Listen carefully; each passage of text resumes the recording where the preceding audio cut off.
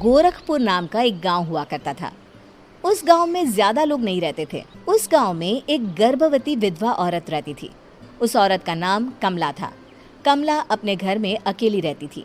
उसके पति की सारी जायदाद उसके नाम हो गई थी, पर सभी गांव वाले उस औरत को मनहूस औरत समझा करते थे और सभी उससे नफरत किया करते थे। एक बार कमला राशन की दुकान पर खाने का सामान खरीदने जाती है। भैया जी, जरा 1 किलो दाल चावल देना। अरे हाय हाय हाय हाय हाय हाय! अरे मनहूस औरत, मेरी दुकान में अपशुगन करवाने आ गई क्या? हैं? चल जा यहाँ से, मैं कुछ नहीं देने वाला हूँ तुझे। भाग भाग यहाँ से, चल जा निकल। भैया जी, ऐसा मत कहिए, मैं गर्भवती हूँ, मुझे खाने की बहुत जरूरत है, मुझे खाना दे दीजिए। दुकानदार कमला को वहां से धक्के मारकर भगा देता है। तभी कमला रोते रोते उस गांव के किन्नरों के इलाके में आ जाती है। गांव वाले किन्नरों को उसी इलाके में रखा करते थे, क्योंकि वो लोग किन्नरों को पसंद नहीं करते थे और उनके इलाके में रहने से मना करते थे। तो किन्नरों ने उसी गांव में अपना एक इलाका बना लिया था। जब किन्नर लोग देखते हैं कि एक गर्भवती महिला रोते रोते उनके इलाके में आ गई है, तो सारे किन्नर कमला के पास जाकर उसका हाल पूछने लगते हैं। क्या हुआ बहन, तुम्हारी गर्भवती अवस्था में इतनी बुरी हालत कैसे? तुम रो क्यों रही हो?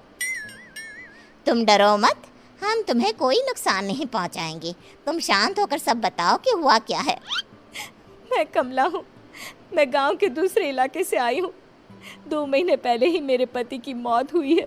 मुझे गांव के लोग मनहूस मानते हैं, क्योंकि मैं विधवा हूँ और गर्भवती भी। वहाँ के लोग मुझे खाने के लिए कुछ बेचने के लिए भी तैयार नहीं, जिससे मेरा गुजारा नहीं हो रहा था। कोई बात नहीं कमला, हम तुम्हारा ख्याल रखेंगे। किन्नर लोग कमला को एक खाली घर में रहने के लिए जगह दे देते हैं और उसकी देखभाल भी करते हैं। कुछ ही महीने बाद कमला अपने बच्चे को जन्म देती है, पर अफसोस, कमला बच्चे को जन्म देते ही अपनी जान गंवा देती है। जब सब किन्नर बच्चे को देखते हैं तो बहुत खुश हो जाते हैं, क्योंकि वो बच्चा भी किन्नर ही था। कमला ने एक किन्नर बच्चे को जन्म दिया था। अब इस बच्चे की देखभाल कौन करेगा? हम तो इस बच्चे को गांव के दूसरे इलाके में भी नहीं भेज सकते। और तो क्या हुआ, इस बच्चे की माँ नहीं रही तो हम इसे पालेंगे। अब ये हमारे इलाके में रहेगा, हमारे साथ रहेगा। फिर वो किन्नर उस किन्नर बच्चे को गोद ले लेते हैं, उसका नामकरण कराते हैं। उस किन्नर बच्चे का नाम शक्ति रखा जाता है। देखते ही देखते शक्ति बड़ी होने लगती है। उसके रंग रूप बहुत सुंदर थे। वो बहुत सुंदर किन्नर दिखती है। एक दिन शक्ति एक किन्नर से पूछती है, माँ जी सुनिए ना, ये गांव के दूसरे इलाके में भी तो लोग रहते हैं, तो हम वहाँ क्यों नहीं जाते? हम उनसे अलग क्यों रहते हैं? शक्ति, क्योंकि वो लोग हमारे जैसे नहीं, वो लोग हमें पसंद नहीं करते, इसीलिए हम उनसे अलग रहते हैं। क्यों? वो हमें क्यों पसंद नहीं करते? मुझे एक बार उस इलाके में जाना है, मैं एक बार वहाँ जाकर घूम कर आऊं। शक्ति, खबरदार, जो तू उस इलाके में कभी भी गई तो अपनी जान नहीं गंवाना चाहती तो उस इलाके में कभी कदम भी नहीं रखेगी, समझी? इतना कहकर वो किन्नर वहां से चली जाती है। शक्ति उस किन्नर की बात सुनकर बहुत रोती है। माँ जी, ऐसा कैसे कह सकती है? उन्होंने इतनी सी बात के लिए मुझे इतना डांटा। अब तो मैं उस इलाके में जरूर जाऊंगी।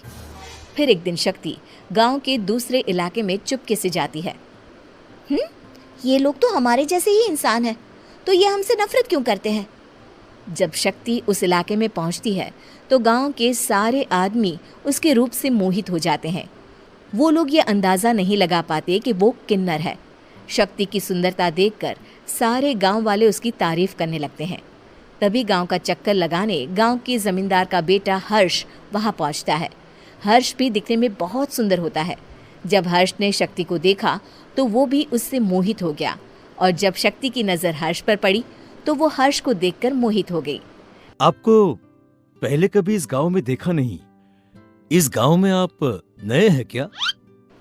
जी नहीं, वो मैं बस।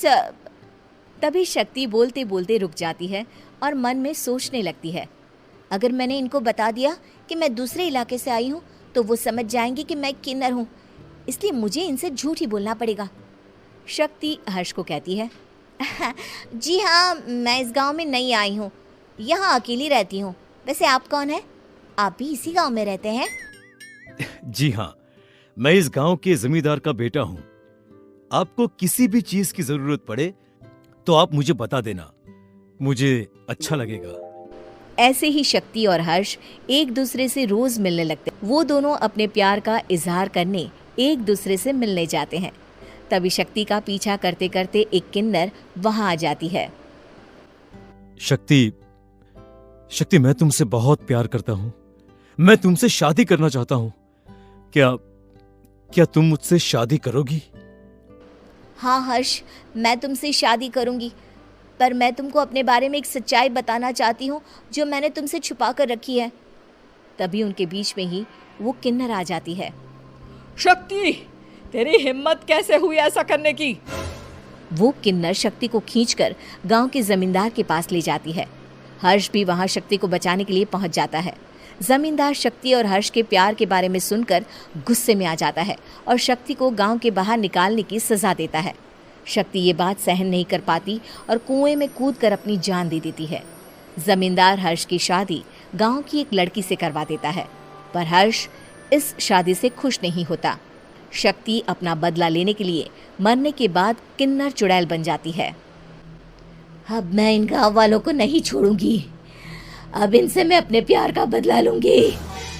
किन्नर चुड़ैल गांव वालों को परेशान करना शुरू कर देती है। एक बार वो रात को गांव के खेतों में पहुंच जाती है और वहां आग लगा देती है। सारी फसल जल के राख हो जाती है।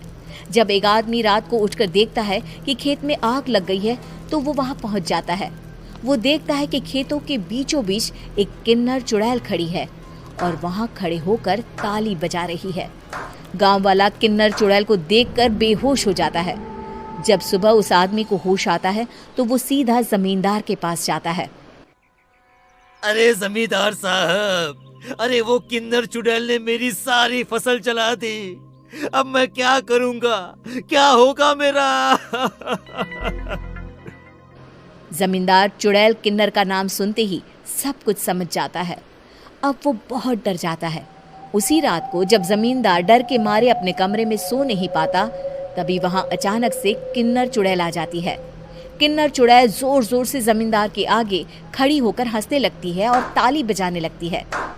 जमींदार उस डरावनी किन्नर चुड़ैल को देखकर बहुत डर जाता है। तूने मेरे साथ बहुत बुरा किया, अब मैं तुझे जान से मार दूंगी।